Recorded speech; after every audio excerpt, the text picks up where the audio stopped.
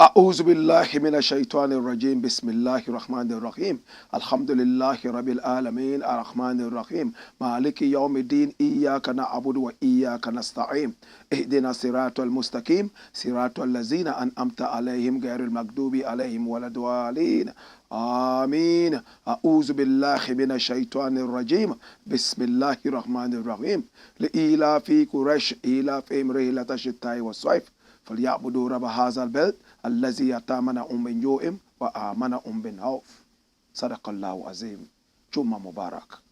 This is the black pot. Blessed is the man that worketh not in the counsel of the heathen, nor sitteth in the seat of the scornful, but his delight is in the law of the Lord, and in this law does he hide it sunrise and sundown. Him a go dear like a tree planted by the rivers of water that bringeth fat fruit in his season. Him live never a go wither, and whatsoever him do shall prosper.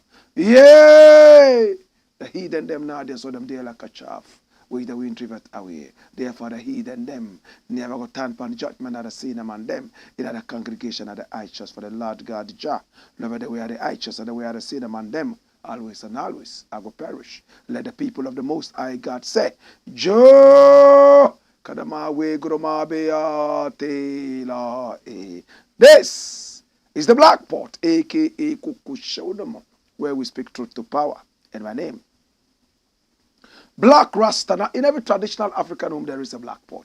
And each time this black pot sits on the fire, there is something super sumptuous cooking. Ingredients of so many different types, shapes, and sizes. Put aside all their differences and relocate into the black pot. Differences of aroma, differences of flavor, differences of size, differences of color, and even shape. Now, they are subjected to some amount of heating and then they make food. Ironically, the food that they make is not even eaten by the black pot, neither is it eaten by the ingredients. It's eaten by us, the eaters. Yet every time, the black pot and the ingredients would always rise to the occasion, making sure that food that they do not eat themselves is produced so we can enjoy. What moral can we pick up from this? The moral is very simple. Selflessness. How many of us believe that once we have worked so hard to be able to achieve something, no other person is deserving of benefiting from that except us? How many of us believe that we have it all today? Let's blow it up all. After all, tomorrow we die. Tomorrow will take care of itself. Tomorrow, we don't really care about that. How many of us believe in planting trees when we know for sure that we will not live long enough to sit under the shade of the trees?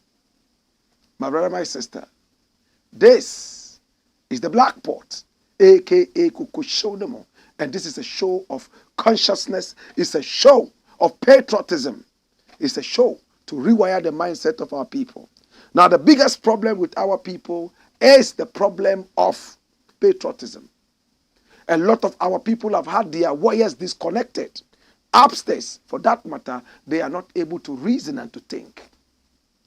A lot of us are also disoriented. We move in the wrong direction because we've never been directed right from the start.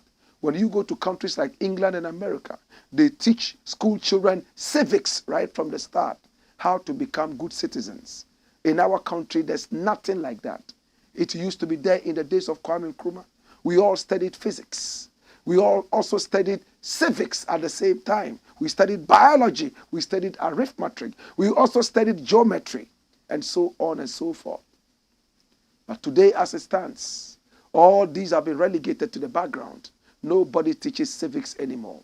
Children grow wild. Nobody is patriotic anymore. The first thing they forget is the national anthem, followed by the national pledge. Nobody sings patriotic songs anymore. How many of us still remember our patriotic songs? Arise, Ghana youth, for your country. The nation demands your devotion. Let us all unite to uphold her and make her great and strong. We are all involved. We are all involved. We are all involved in building our motherland. How many of us remember this? How many of us remember this, my brother? How many of us even think that it's not necessary? It's just words. The more you sing this, the more you recite this, the more it stays with you and reminds you that you have a mission. You are a man on a mission to keep your nation right there. A people who have no regard for their nation do not deserve to be part of the nation. My brother, my sister, this is the Blakk Pot. And at this juncture, I want to say thank you so much. I appreciate you. And we are live on YouTube. Our YouTube channel is called Blakk Empire Media. And Blakk is spelled B-L-A-K-K. Empire Media. We are also live on Facebook. Yes, please subscribe to our channels. Hit the notification button. And every time we are on, you will be the first person to be reminded, my brother, my sister, to watch. This is the Blakk Pot. And we have to also say thank you so much to ISIT. ISIT is I-S-I-T. It simply means in spirit, in truth. It is a social media app modeled by Ghanaian engineers in America. And everybody's talking about ISIT. My brother, my sister, what can you do with ISIT? You can go live on ISIT. You can make video and audio calls. You can also text. ISIT is so easy to use. How can you be on ISIT? Very simple. Download that from Google Play and App Store, and you are in business. Now, the most interesting thing about ISIT is that it is so positive. They have powerful algorithms to remove anything negative before it even springs up. That is why like-minded people are on ISIT. Positive-minded people. Connect with family and friends. Make connections. And crystal clear memories. Crystal clear memories. This is the Blakk Pot, a.k.a. Kukushonemo. And here we speak truth to power. Today we have 5 very important things to look at. It's the end of the week. Today is Friday. And we need to come your way and speak with you. Come here, my youth. Come here. Now, the very first story we are looking at today is a beautiful one. And at the same time, it's sad. It says, 10,000 Ghanaian teachers flee Ghana for the UK. Do we all remember how nurses moved out of this country? Yesterday, I was at the German residence in Ghana, the German ambassador's residence right here in Accra, with Okyeame Kwame and some other people. Black Prophet performed, some other artists performed, and I had the opportunity to speak with Okyeame Kwame and a few other people. My brother, my sister, Okyeame Kwame told me the way Ghanaians are living Ghana in their droves in these times is alarming. You go to Movenpick, where the British people ask Ghanaians to go and submit their papers for visas, and there's no space to even put your foot. Ghanaians are running out of the country as if there's going to be a flood, and everybody is called upon to be on the ark. That's a quote. I said Ghanaians are running out of the country in their droves, as if there was going to be that mighty flood. And therefore, everybody is called into the ark to avoid the flood. Everybody's running out of the country. The German ambassador came up to me and said, Blakk RASTA, can we do something? Go around the nation and talk to Ghanaians to stay in Ghana. My brother, my sister, this is what is happening right now. The Ghana cedi is at the lowest ebb. It is the most useless currency in the world. BBC reported today, and we all saw it, that in 2022, only last year, the Central Bank of Ghana, that is the BOG, Bank of Ghana, lost over 5 billion American dollars. How did the central bank lose the money? Cutting and printing more money and giving it to Nana Akufo-Addo's government to inflate the whole system and inundate the system with nothing. When you have more money in the system, ceteris paribus, all other things remaining equal, you are going to inundate the economy with money, and production must rise to that level to be able to neutralize the effect of the so much money in the system, or else there would be inflation. And that is what we are experiencing right now. My brother, my sister, only a few months back, I like to eat Kofi Brookman. One Kofi Brookman plantain, roasted plantain, was 2 Ghana cedis. Just a few months back. Yesterday, I went out to buy one. The lady told me 4 cedis. I couldn't believe it. I said, please, don't look at me and say, Blakk Rasta, so I have money. You want to cheat me? Don't do that. She said, I swear, ask all the other people. Well, I bought it and I walked away. Today, coming into the studio, I stopped again by Kofi Brookman. And I wanted to buy it from a different woman this time around. It's the same amount quoted. 4 cedis for what we used to buy for 1 cedi. Only a few months back, it rose to 2 cedis. Now it's 4 cedis. I can mention more. And this government is not ashamed that this is what it is pushing Ghanaians into. Ghanaians are suffering. Our salaries have not increased. The money they give to us has become so terribly weak that there's so much inflation. My brother, my sister, you know what they are doing? Because they know what they have done, because they know that Ghanaians are angry and Ghanaians might be coming after them, they have empowered the police and soldier with extra salaries and bonuses so that they will continue to protect them in a nation where some people do not care as long as they are satisfied. Other people could die. They don't care. My brother, my sister, I'm going to tell you a story. Come here. A British professor walked into a class. And I love this story. He walked into the class and he looked around. He saw an Indian woman in the class. They were all first years. And he said, walk out. I don't like Indians. I hate Indians. And the woman quietly walked out of the class and the professor started to teach. In the first 10 minutes of his lecture, he stopped and said, so all of you, you didn't care when I came in and unjustifiably sent the Indian woman away. You all sat down, you didn't say anything. Nobody fought the injustice. As long as you were comfortable, you didn't care. That is why the world is where it is. If Iraq is suffering, Iran doesn't care. In fact, even in our local parlances, we have to be careful what kind of proverbs we give out. They say when a neighbor's house is burning, you get ready with water for your own house. Some others say, if your neighbor's beard is burning, get water ready for yours, so that when yours starts burning, you douse it, right? Why not say when your neighbor's house is on fire, run and get water and help him to put it off, so that when it comes to your turn, he can also run and do it for you. But no, it's a very selfish proverb. When a neighbor is in trouble, watch the neighbor and get ready, prepare adequately for yours. My brother, my sister, you can explain this in so many different ways. But it will come back to one thing. We don't seem to be helping people as long as we seem to be comfortable.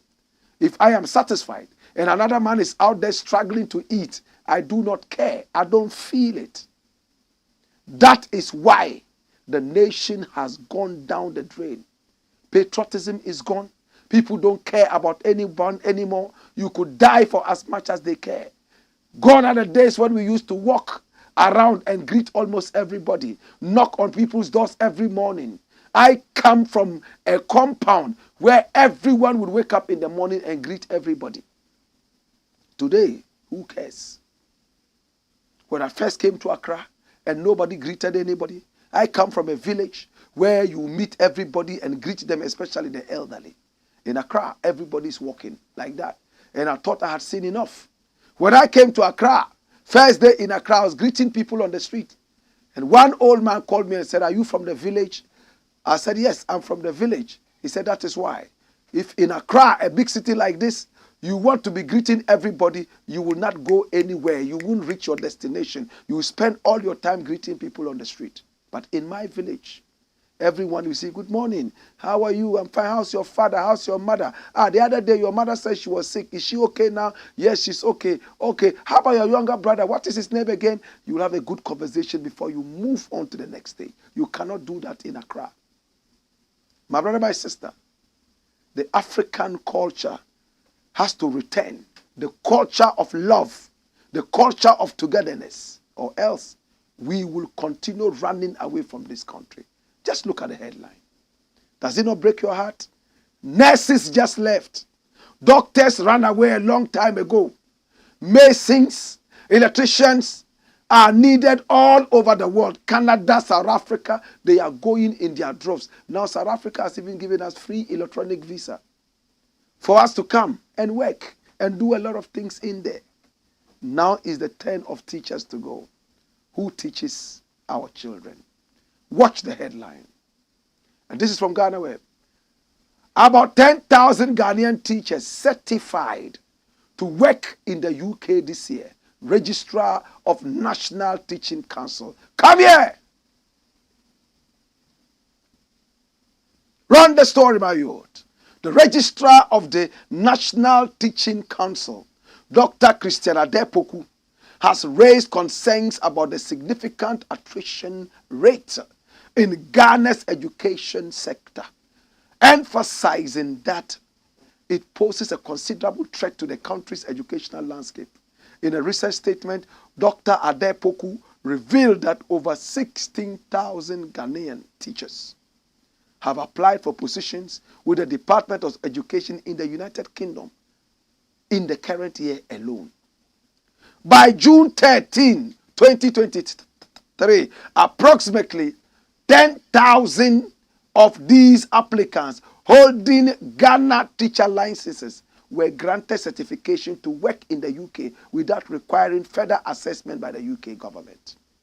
Speaking on Asase FM, Dr. Adepoku attributed this trend to the success of the teacher professionalism program initiated 5 years ago. He noted that Ghanaian teachers have become increasingly attractive in the international job market. Consequently, the UK government eased some restrictions on applications from 4 African countries, including Ghana, Nigeria, South Africa, and Zimbabwe, for qualified teacher positions in the United Kingdom. Dash it. Have you seen the countries mentioned? Nigeria, Ghana, Zimbabwe, right? And which other country? My brother, my sister, it's sad. Look at it. Ghana, Nigeria, South Africa, and Zimbabwe. And I'm more interested in Zimbabwe.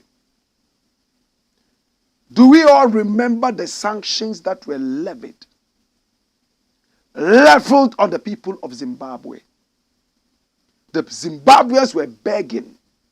Mugabe is gone. You didn't like Mugabe. Can you ease these sanctions on us? We are dying. They said no.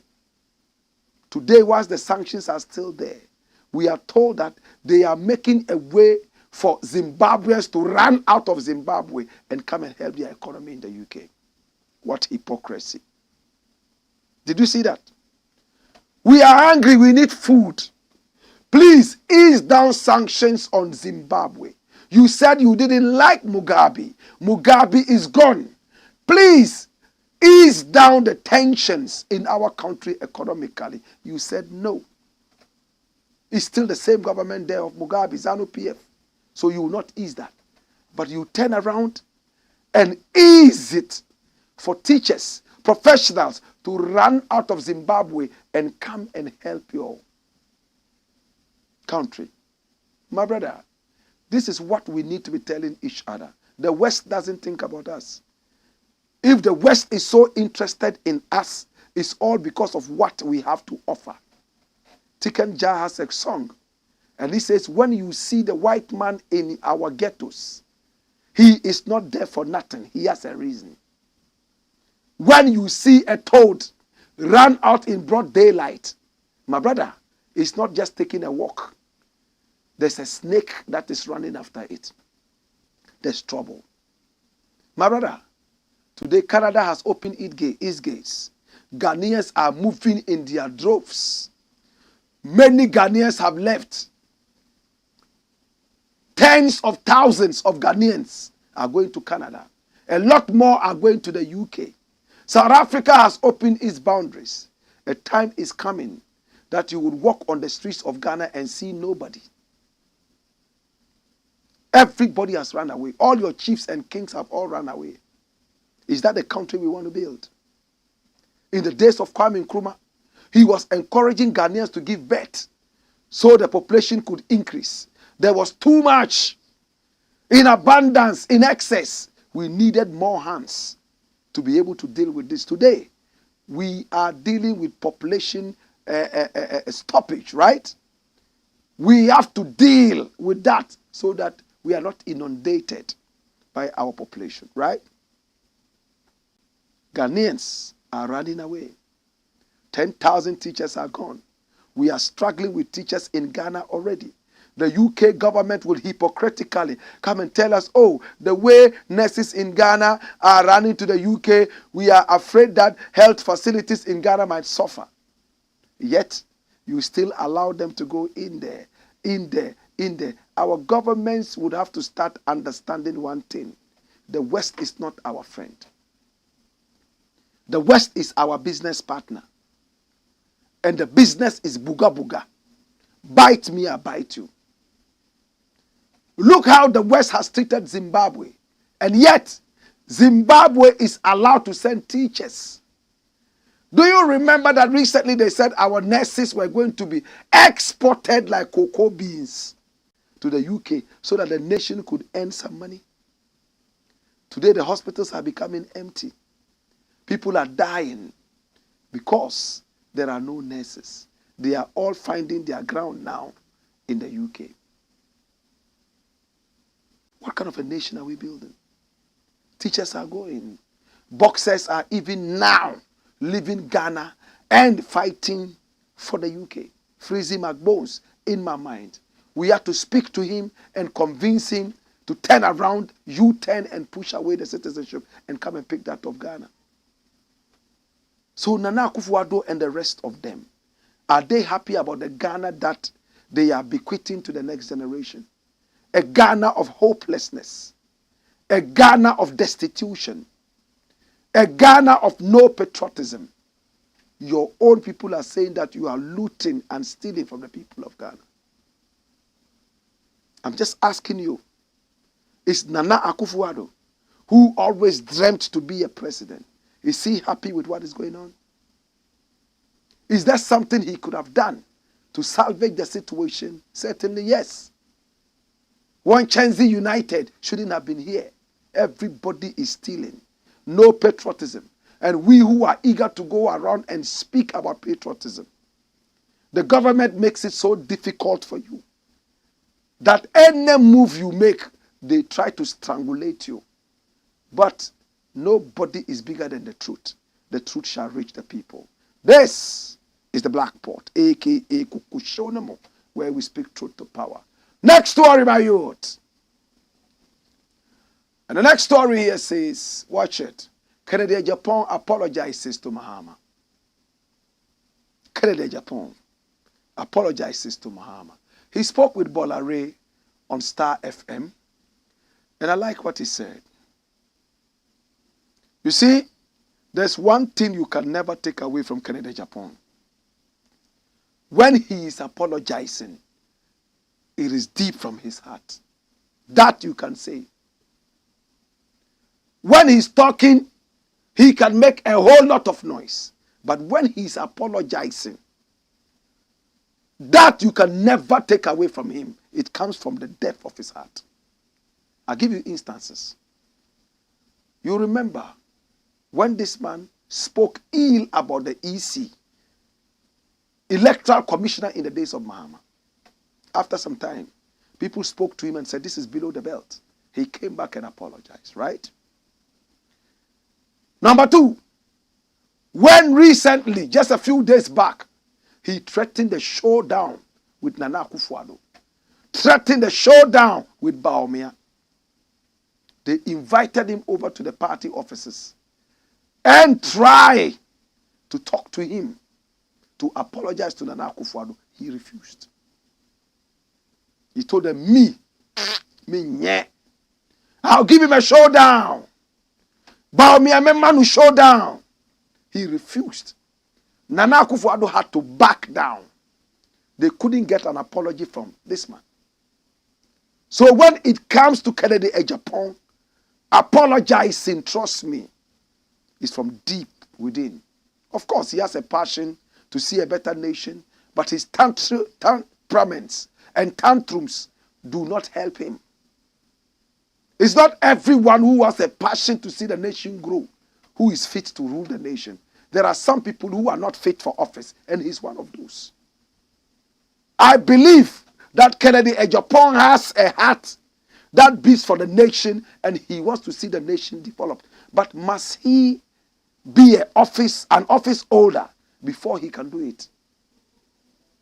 My brother, the fact that I want the Black Stars to win every match, the fact that I want the Black Stars to do so well, I have a strong heart that supports the Black Stars, doesn't mean I have to be the coach of the Black Stars, right?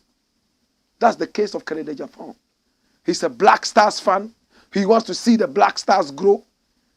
But is he fit to be the coach? No. Temperaments, bad. He will get angry, insult everybody, say things that can endanger the nation. And if he has the knob that controls the nation's hinges and inclinations, he will press that and disengage the nation and throw us into oblivion. He will do it. How many people don't agree with me? That's Kennedy Agyapong for you. But you cannot take it away from him that he's better than Bawumia, better than Nana Akufo-Addo, better than all those people, because this is a man, nobody has come out here to say he's a thief. Show me one man who has come out to say that Kennedy has stolen anything. They must say, okay, well, he's a little selfish. He goes around doing his business. But which businessman is not selfish? Number two, Kennedy Agyapong standing here.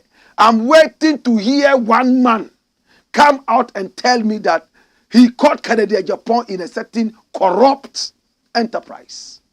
I haven't heard that yet. If you have heard it, tell me.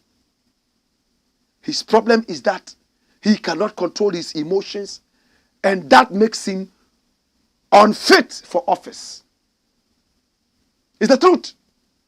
Now, my brother, my sister, Kennedy Agyapong refused to apologize to President Nana Akufo-Addo. We all heard the unprintable words he used on Mahama. He insulted him. He called him a thief, kromfo, kwasia, abua. All those words, unprintable words he used on a former president. In this interview, you could see his demeanor. He said he met the former president, and the way the former president approached him and even spoke with him, in fact, it was so beautiful and so nice that he had to apologize. For a man like this to apologize, my brother, is from deep within. A lot of Ghanaians would like to apologize so that there will be peace. But this man only apologizes not because he wants peace, but because he is convinced that he has to apologize. That's a good heart, isn't it? It's a good heart. My brother, if I were president, I would give him a certain position. Do this, do this, do this. It might not be an official position, but this man can do a lot of things to help the nation grow without actually picking up a political office. How many people agree with me? This is Kennedy Agyapong. Run the story, my youth. Where you wait for? I apologize to Mahama. I haven't been fair to him. Oh gosh. Come here. You think say you day wise. Watch me. the flag bearer hopeful of the governing New Patriotic Party, NPP, Kennedy Agyapong, has rendered an apology to former President John Mahama. Speaking on Star Chat, the Asin Central lawmaker stated that he has not been fair to the former president. The way he has handled me and how I have spoken harshly to John Mahama, I think I have not been fair to Mahama. He is such a wonderful man. My God. Hey, you see this thing he has spoken? By now, Baumia is shaking back, like a tsunami is happening in his pot belly. By now, Mahama is sitting back somewhere and shedding tears and saying that, when I come into power, I have to find out what I can do with this man. And that's what I want to see. I want to see Mahama and Kennedy Agyapong come together and do things together. Yes. Listen to what he said. He said, I apologize. I am a human being. I think I recount my relationship with him. And all that I want to say is that I am sorry, he stated. Mr. Agyapong further stated that he has a good relationship with the former First family, especially the wife of former President Mahama. The Asin Central MP was very critical of the former administration led by Mr. Mahama. He played a key role in kicking out the National Democratic Congress government in the 2016 general elections. Of course, you cannot say no. He was so vocal. He spoke. I followed him. And I was interested in listening to Kennedy because he had facts. He spoke with passion. He pulled me along. Yes, I was a fan of his. I'm still his fan. Honestly, I tell you that. I'm still a fan of Kennedy Agyapong.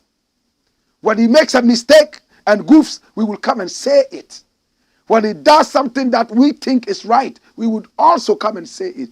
Kennedy Agyapong knows that Blakk RASTA doesn't hate him. Kennedy Agyapong knows that Blakk RASTA has a good heart, just like his. So my brother, my sister, this is what it is. Kennedy has apologized. And if you truly listen to that tape, today he's calling Mahama a wonderful man. Many are those who are going to say stupid things. But the thing is that Kennedy Agyapong doesn't need anything from Mahama. Nobody forced him to come and say, I'm sorry.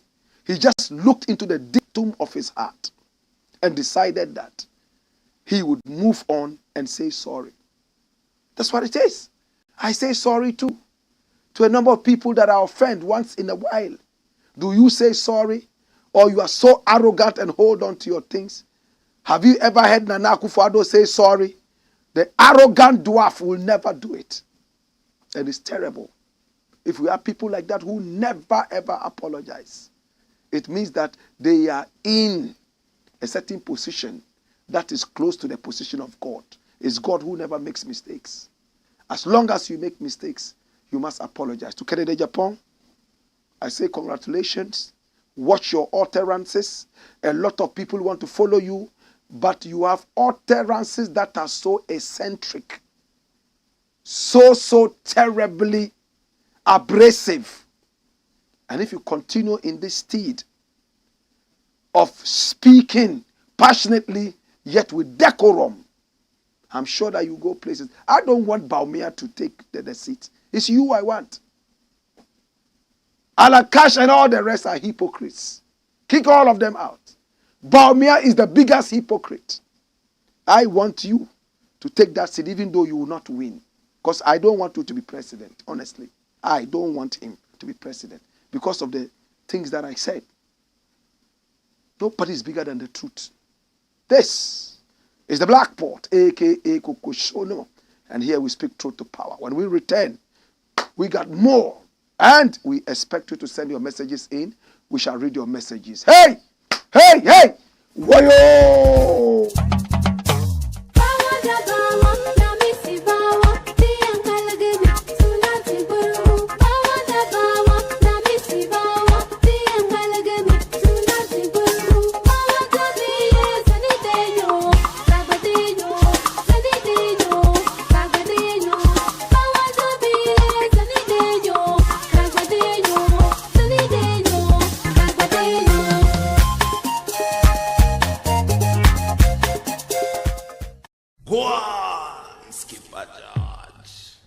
Blackpot. Coco Show.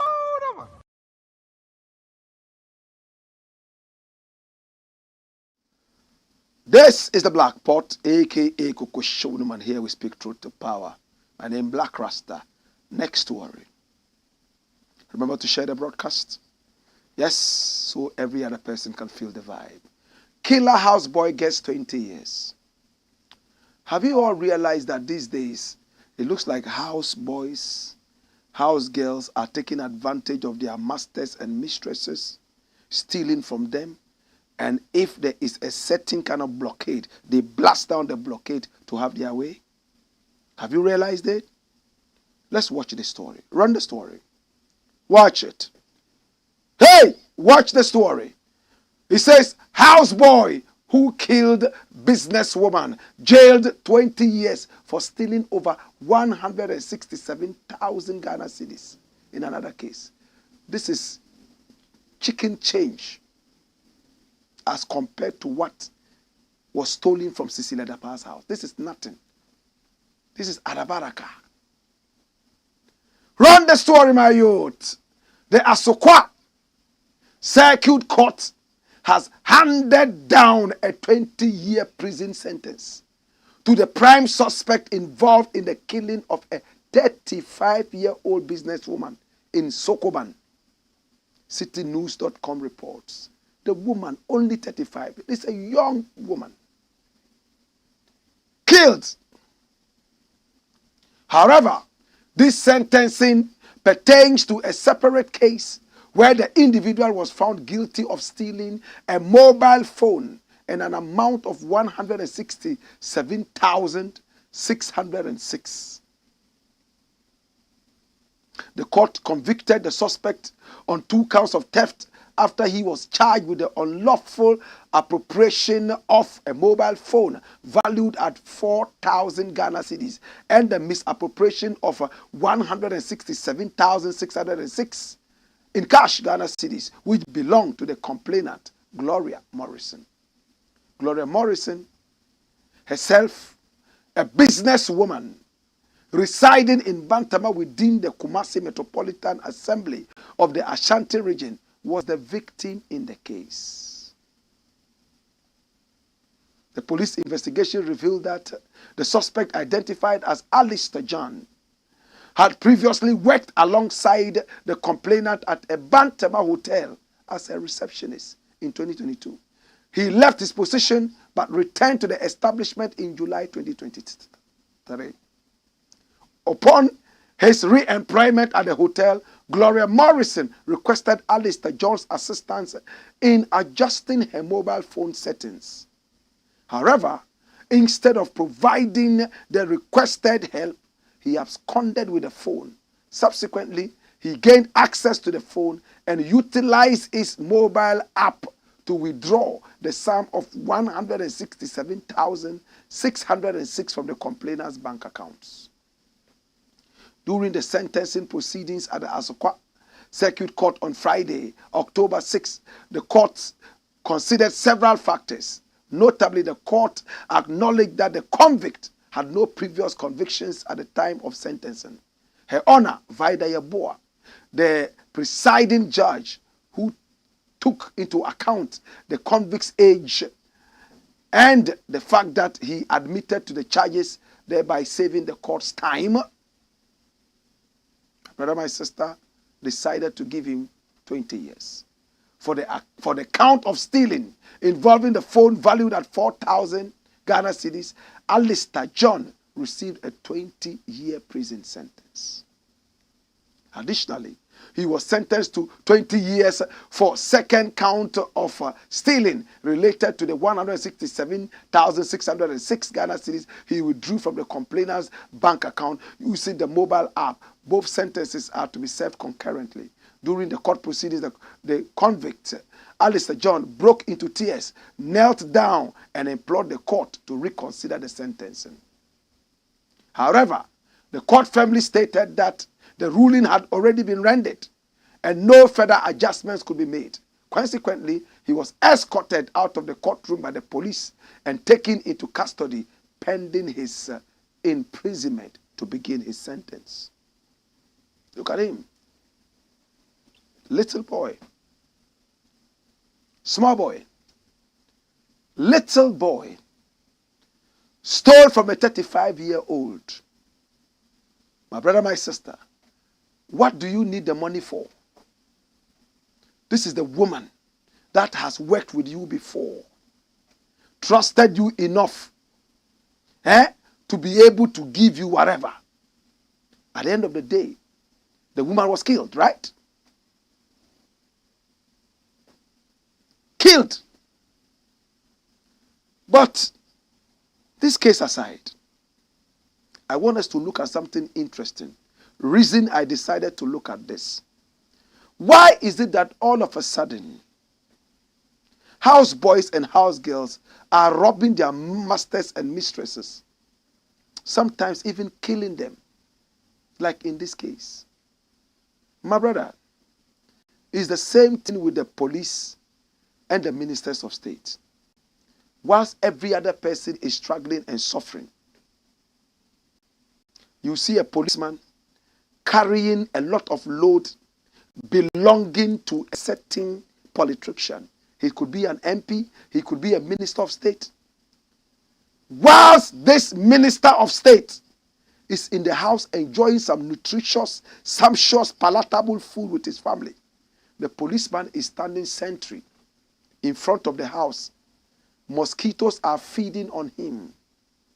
Sometimes it's even the soldier. Mosquitoes feeding on him.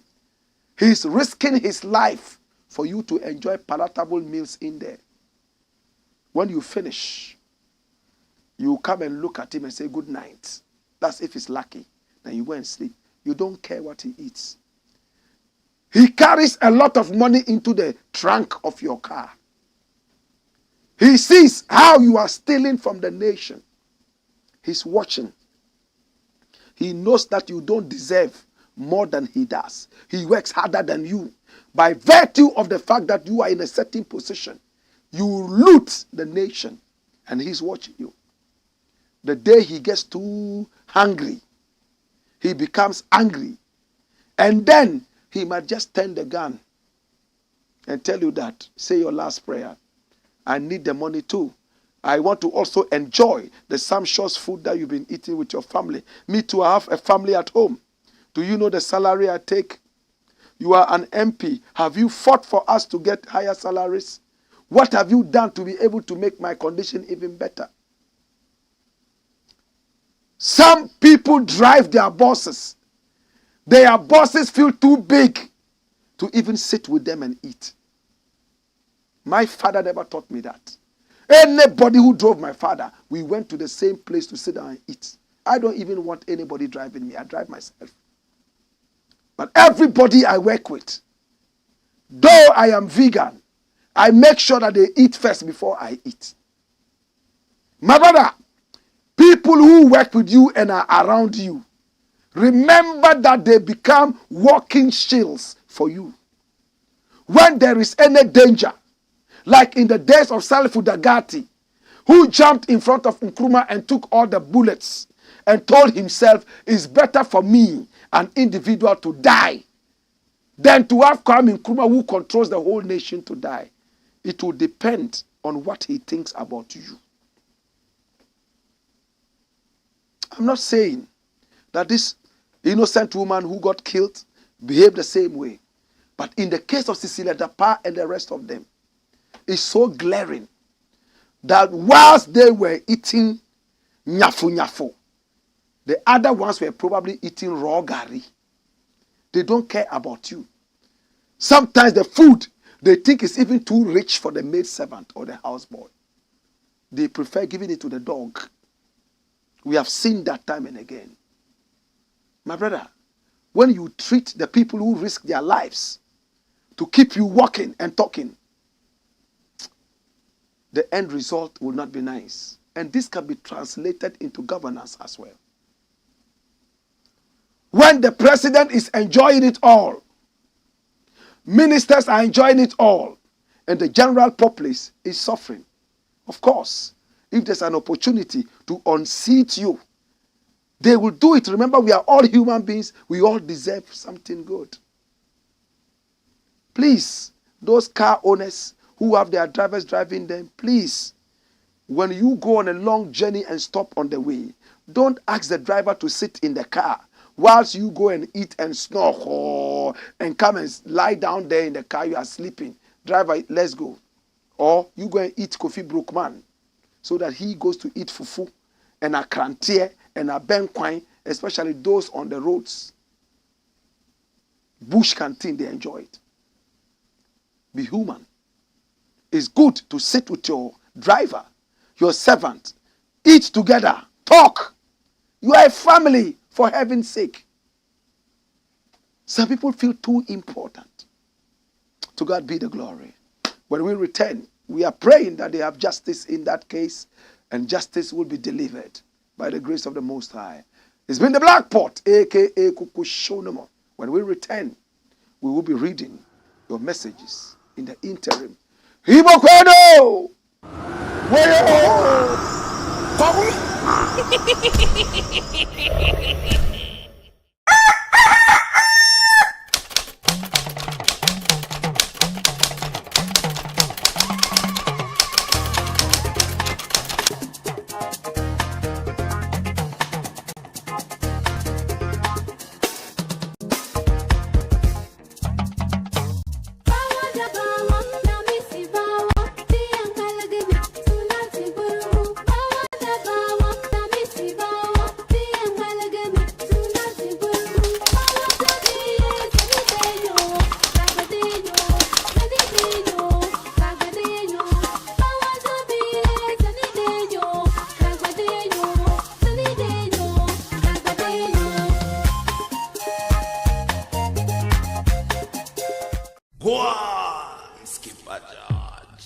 Blakk Pot.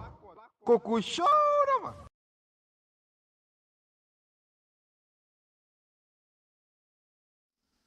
This is the Blakk Pot, a.k.a. Kukushonomo, where we speak truth to power. Let your messages flow. Remember to keep your messages coming in on both Facebook and YouTube.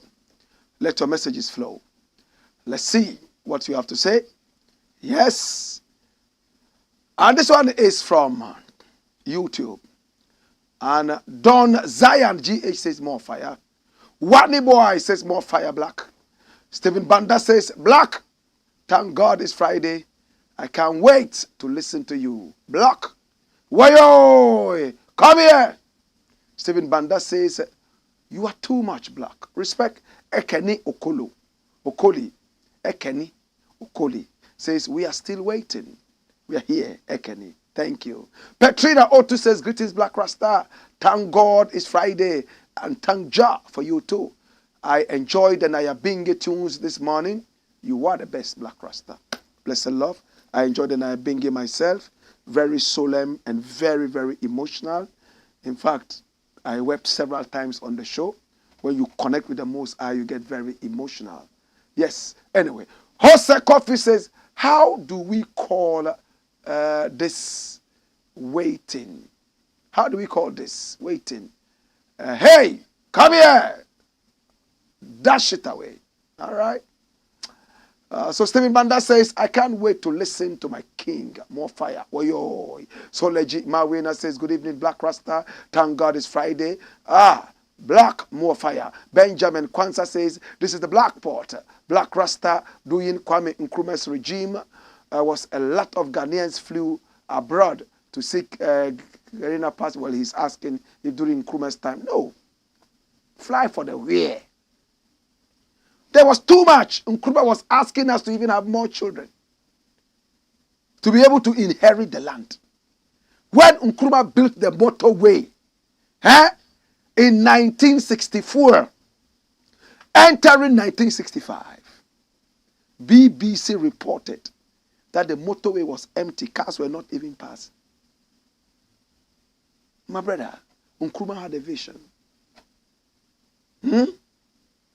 Everybody's running out of the country right now. The German ambassador spoke with me, and he told me that Blakk Rasta, a lot of people are leaving. Oh, okay. So that's me and the German ambassador. That's us talking. And he was telling me, you know what, Blakk Rasta? This was just yesterday, last night. He said, Blakk Rasta, please, what can we do to give hope to the youth of Ghana so at least they can stay here and develop the nation? That's an ambassador. That's an ambassador. Ambassador. He's not an ambassador of Ghana. Germany. He said the way the people are moving out, can we deal with this situation? God bless you, man. God bless you, man. Listen, any which way. My brother, my sister, this is what it is. We all have to come together and rescue this nation. Wallahi. One boy says, Blakk, why is Kenoforiata still in office? Did the president not say he would resign when he completes the IMF deal? Well, everybody has forgotten it. The president is the liar that he is. And it's very sad. Kenoforiata is still there, basking in the glory of arrogance. IMF is said, oh, Ghana is doing well, and they are going to bring more loans so that you and your children will pay. As for Nanado, is already knocking on the door of his grave. Kenoforiata is also knocking there. Naturally, we all will die. All other things remaining equal, the older ones should die before the younger ones. That's the prayer of everybody. But in our days, the younger ones are dying. In my tradition, the older man would say it's a curse for an old man to bury a young man. But today, older men are stealing from younger people so that they can live longer and the younger ones will die. What a curse. Gosway Jata says, Blakk, no size. Wayo. Timothy Zure says, Blakk Rasta, fire them all. AC says, so who is going to save Ghana? God, you and I must come together. You can save Ghana. Why do you underestimate yourself? My brother, let's walk on the streets and talk to people. Don't ever underestimate what your mouth can do. The Bible says that the power of life and death is in the what? The mouth. That's why when a woman gives birth to a child, you are told, be careful your utterances. Some women will say, "Ude ye da, akra kronfo, unye ye da, onyine no we ade a usi untiatie, upe okonfo bi, amona hwe, onko fom no onko hwe se aden, unana bi na o hanu ana, wano kansem, kasem a undwene, ude unye ye da, akra we de akra kronfo, upapa so saa na oyeye odwane gyaye no upapa kromfo no wa wo ba kromfo wo be ye kromfo saa akra bone. At the end of the day, uba no adane atai usi untiase yenko pray for me, pray for Hannah. Be careful what you say. Be careful. A man who cannot control his mouth is ready to be hanged. The Sisala people have a song that I like. Bring my no kote na wa, bring my no kote na wa, bring my no kote na, bring my ay, bring my no kote na wa, bring my kai, bring my aya, bring my ay, bring my no kote na. Ukasa dodo wanube kun chatty mouth after a blow. Proverbs 18:21. Death and life are in the power of the tongue, and they that love it shall eat the fruit thereof. Hallelujah. For wanu kansempa. Mi bawe de weye. Mi bawe de nyame asrawo. Wa bing. Mi bawe de ho ofe. O bibini ho onfe. Who be ye wate? Me bawe de skani o. Me bawe de already president. Fa wanu kansempa obufua ye kommen kasa. Abada. Why then? Anka na then. That's what we're talking about. That's what Proverbs 18:21 is telling you, my youth. Wa no for kansempa. After all, the earth was created. The whole world was created by just utterances. B, the Quran says, Allah said, kun fayakun. Be, and it is. Maf kasa. Be, and it is. Anything God wanted, all he said was, be, kun fayakun. Be, and it is. Hallelujah. Fawanu kansempa. Menchantro. Timothy Zure says, Blakk, fire them all. AC says, so who is going to save Ghana? You and I. Let's come together. Stephen Banda says, I'm listening to you live from Bloemfontein, South Africa. Hey, Blakk, thanks so much for your teachings that you keep giving us all this while. Blessed love, Stephen Banda. Francis Ampim says, Jah guide you and your crew. Blakk Rasta, thank God, it's Friday. More fire. Come here! Wayo! Mami Mike says, the president and Ken Ofori-Atta are working together. He will never allow him to leave office. Well, they will both be uprooted by the celestial power of the Most High. They will be uprooted. They say when they refuse to be moved, God will move them. Lutherot. Eric says, when you come, share. So please share. Share. Share the broadcast. Timothy Zure says, more fire. Oy. Paul Moore says, Jah Rastafari. He says, Blakk Rasta, you are a real living legend. Blessed love. Stone God says, blessings in the name of the Most High, Jaja. My God. Eric Osa says, so this is the first time you see this in Ghana for a long time in a dead goat. So, I won't listen to anybody, and I am not a magician to create jobs. Oh, yes, that was what Mahama said. He's quoting some of the things Mahama said, that he will not listen to anybody, right? That was what he said. It was a dead goat, and people were going on demonstrations. And remember, we talked about it. We spoke so much about this, played the tape over and over. Politicians, when they get into power, they become so arrogant, they forget that it's the people who made them. No. When Gabi Asari was in opposition and was calling for people to go to the Bank of Ghana and demonstrate so that Wampa at that time would be uprooted, he would resign. It was all good. Today he's saying that Ghanaians, and aided by the arrogant Addison, Ghanaians are uncivilized. MPs are uncivilized and they are hooligans. Why should they come when they could have gone to the parliament? So what kind of hypocrisy is this? You say this at this point. The same scenario comes and you are saying a different thing. Your place is the hell. It's Satan who has two mouths. Zion, Genesis says, say it loud. Asma Banda says, good evening, History Lion. God bless you for remembering us where we are from. Blessed love, guidance, and protections. Eja Kwame says, from beginning, Ghanaians are thinking that the president is the father of the nation.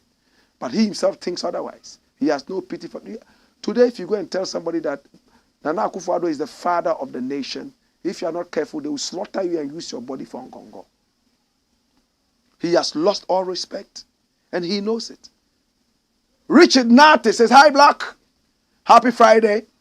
We all must rise up and speak against the injustices happening in our country, as Martin Luther King once said. We will remember the silence of our friends who kept quiet rather than the voices of the oppressors. Ghana first. Hey, come here! You think say you dey wise. My God. So like Jim Awena says, yeah. Kwame Boateng says, Blakk, you are great. You are great too, my brethren. David Boachi says, I was finding means and ways to also leave the beautiful country led by these stupid people in power and the vampire party called the NPP. But when I started watching you on Facebook, I changed my mind. I want to stay and also fight like, oh, Jesus have mercy. Oh, my God. Tetekwashi odoni mai. Tetekwashi odoni mai. Tetekwashi ampa Odoni mine. Arise, Ghana youth, for your country. The nation demands your devotion. Let us all unite to uphold her and make her great and strong.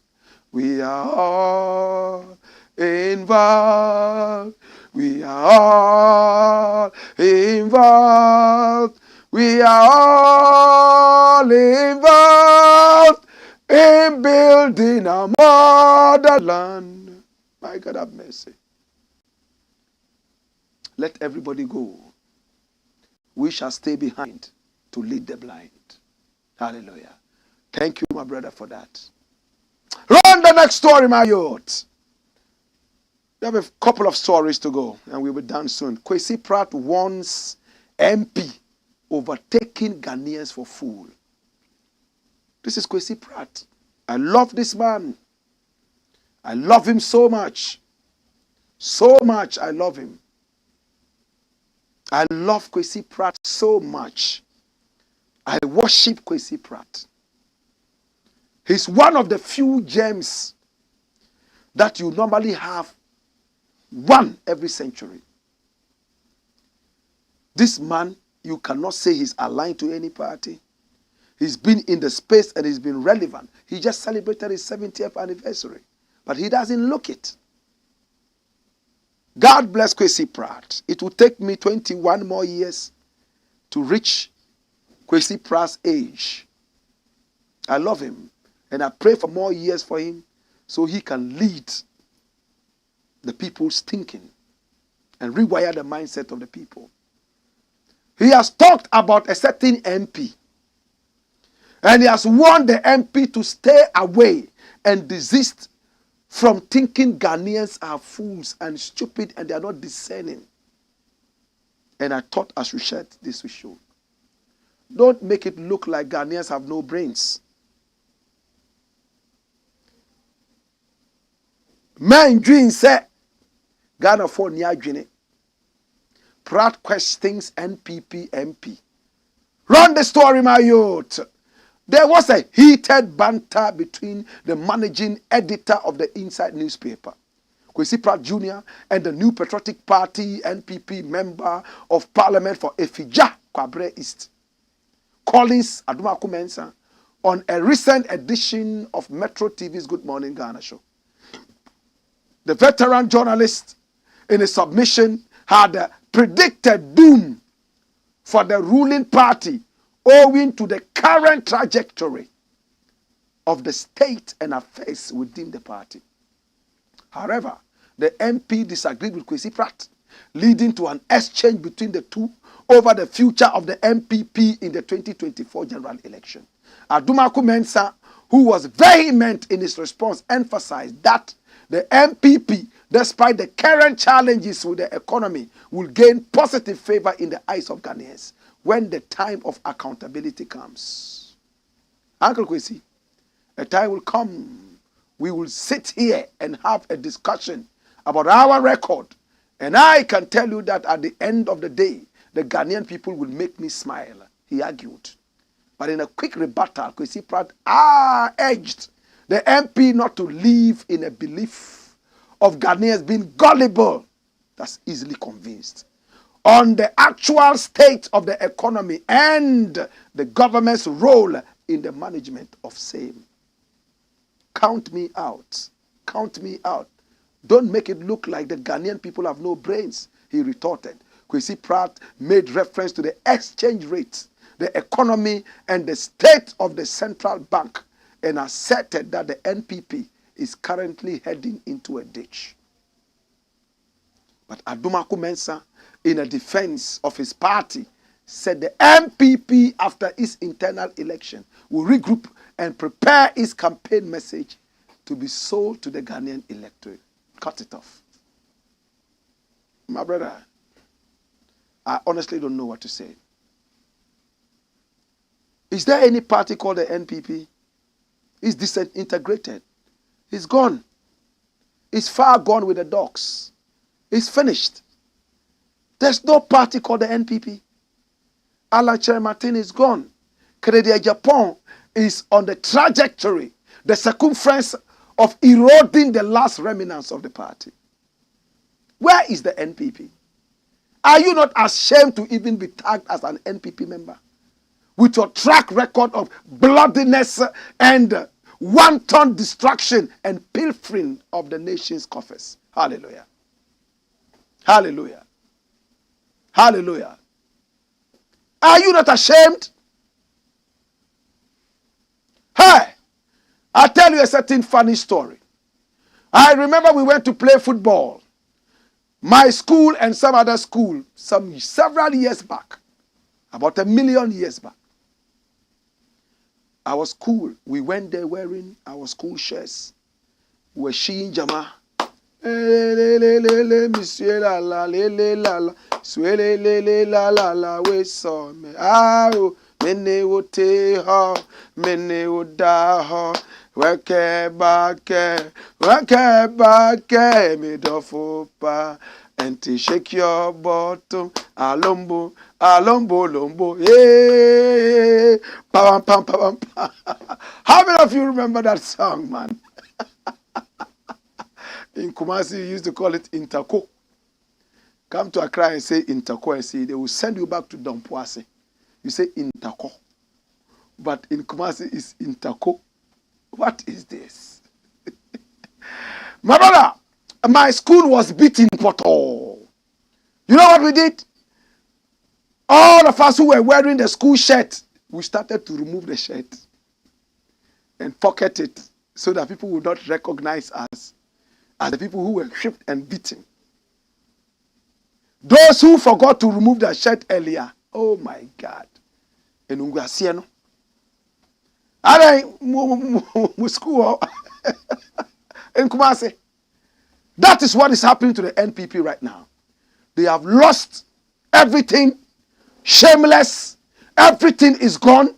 And on a more serious note, a lot of the people are even dissociating themselves with this dirty, vampirous, bloody party. Should I mention names?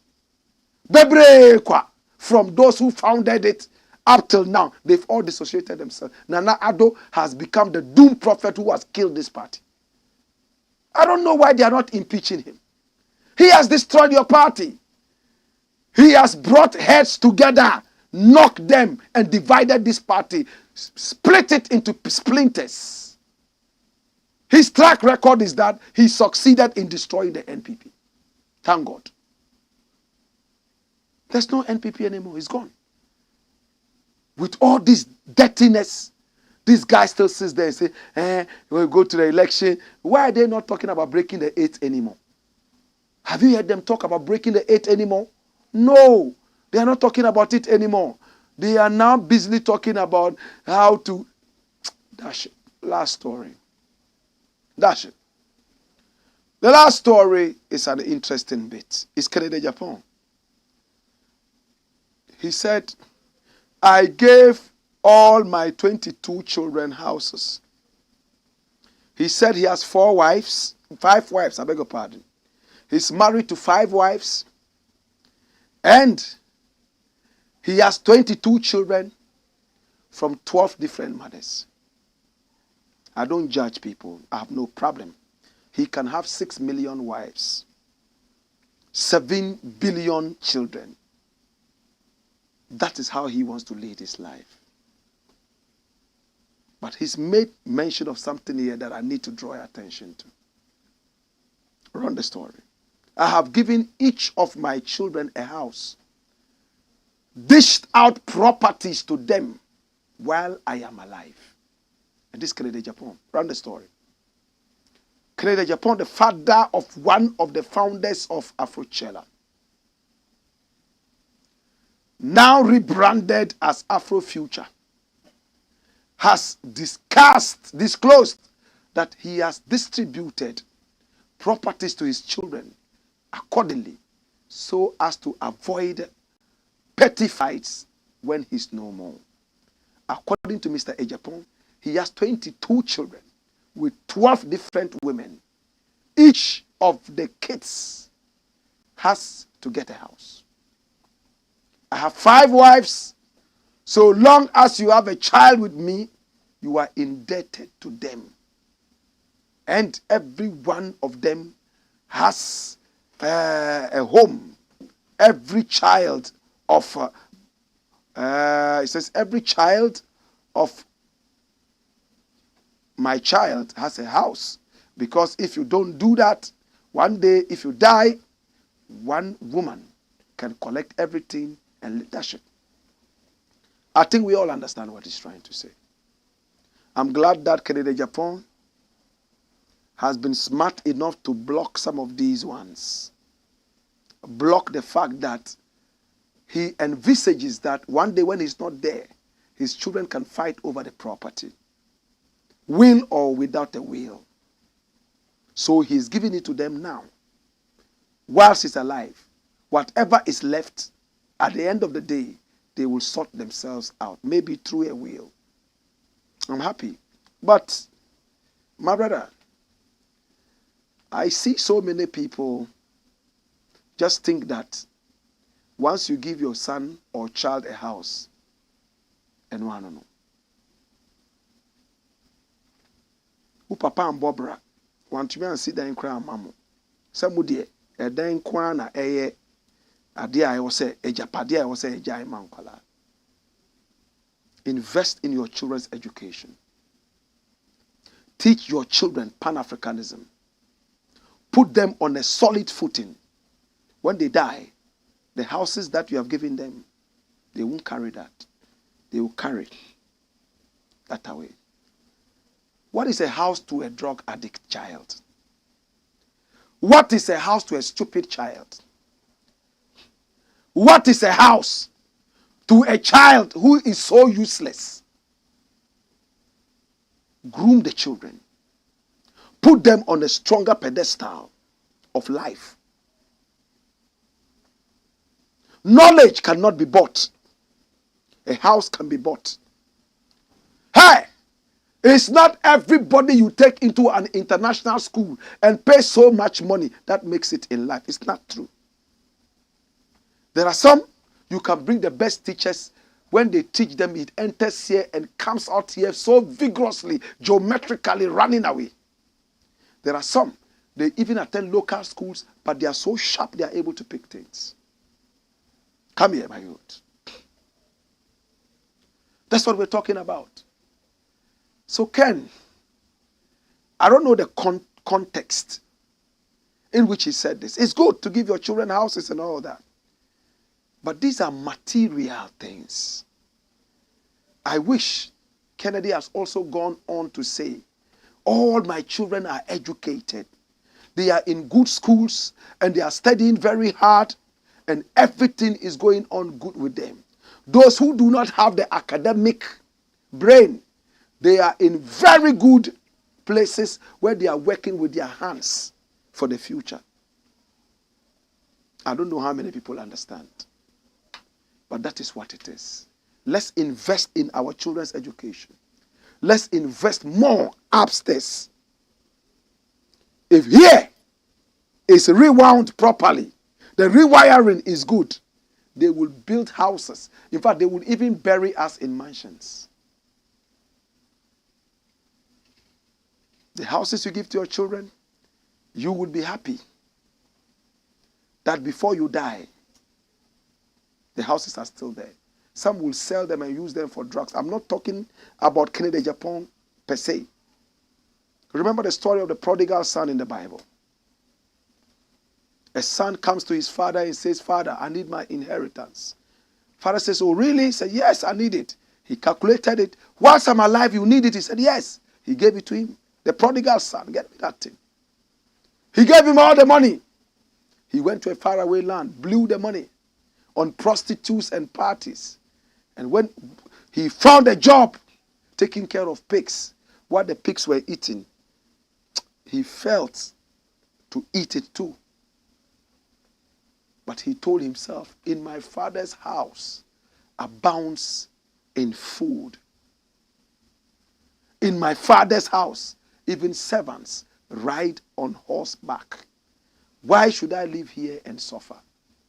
He decided to go to his father and tell his father, Father, I made a stupid decision. Don't take me as your son anymore because I've taken my inheritance. Just take me back and make me a servant so that I can also eat good food and ride on horseback. But the father, seeing him coming from afar, he got a fattened animal to be slaughtered for him for a party. He said he was lost, but he has come home now. Praise the Lord. My brother, let us work on our children's and not necessarily give them properties. All right, time now to go. Let's look at the final messages that we have quickly, and we are done. All right, Timothy Zero says, Blakk Rasta, do you know some of our leaders are jokers? Can you imagine that what a country will live in? All right, I can imagine this country. And it says he's watching us from Wa. Ali Wade Adam says, hello Blakk Rasta, it's Friday. God bless you for your fearless journalism since you popped up. May God shield and guide you. You will never perish because you speak truth to power. Sule Sufyan says, bless up Blakk Rasta, oyo. Glams TV, preach on King. Benjamin Achu says, bless. Much more, quick. Kiss me. Says, Almighty Allah bless you and bless you too. John Merson says, good show, keep it up, good work. Power belongs to the people. Greetings from Afghanistan. And this is Alaji Mu. All right, thank you so much, Alaji. He's saying he's from Afghanistan. Sharif Ibrahim says, your directors really doing well. Of course, they are doing very, very well. They are doing extremely well. And I am most excited about that. This is Stanley Edujemfi. Stanley says, foolish men multiply when wise men are quiet. And that's Nelson Mandela saying that according to him. And Abu Rahim is happy about it. Tompo says, as I always say, our leaders only care for themselves and their families and friends and their political parties. That's all. They don't even care about their voters. Both NDC and NPP, they are the same. Baba Rufai says Ken would apologize because he knows the NPP is going to opposition come 2024. Well, I think that is genuinely coming from him. Well, I appreciate your view. And then this is Kwabena Kwedu. He says Mahama should not and never forgive him. Oh, please, have a forgiving heart. Baba Rufai says Dr. Baumia and his wife have to apologize to JDM too. Really? All right, Baba Rufai, well, he says, this Mahama family, they are blessed by God, not human beings. Al-Hassan Abdul Majid Ali, he said, teach, my brother. Don Wasco says the MP for Tamale South is also a hypocrite to the party and those of us in his constituency. Why are you saying that? Can you give us some information? David Wang Kala says, Blakk Rasta, I can't wait to see Kennedy Agyapong scatter the NPP immediately after November 4. More fire, senior. I can't wait for that as well. This is Doniba Abraham. I said, I will love to meet you one day. Tompo says, but why this boy judgment so faster than Cecilia Dapa and the policemen in Kumasi case? I'm so confused. Well, I'm confused too. Ebenezer Akandrugu says, preach on, King. Thank you so much, Ebenezer. I know you. Blessed love. Baba Rufai says, we pray all these wicked politicians die one by one before 2024. That's if they don't change, right? Rufai. This is Kekeli Elikem Klenam. He says, more fire, Blakk Rasta, the Ghana living teacher and prophet. All right. Thanks for your consciousness for us to see the light of Jah. Ebenezer Akandrago says the weekend came too early. Andrew Scully says German president for Ghana.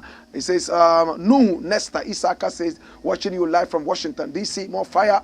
Baba Rufai says it's better we all leave Ghana than staying with this corrupt Nana Addo and his family. We don't allow ourselves to be sacked by Nana Addo and the rest. We have to fight for our ancestors' land. Ebenezer Akandrugu says, Blakk, I miss the days of mad. We are coming back with full force. Baba Rufai says, a man that can control his mouth can control his family, my brother. That's true. Theodore Jawil says, Ras, I know Rasta man is not for politics, but if a Rasta man can lead this country, oh, Jah, Ghana will be a great country to live in. Baba Rufai says, watching you from Qatar, my big brother. Blessed love and respect. I want to say thank you so much. I appreciate you and I love you. We love you and we appreciate you. It's been the Black Pot, aka Kuku Show. Have a happy weekend. See you again on Monday. Way!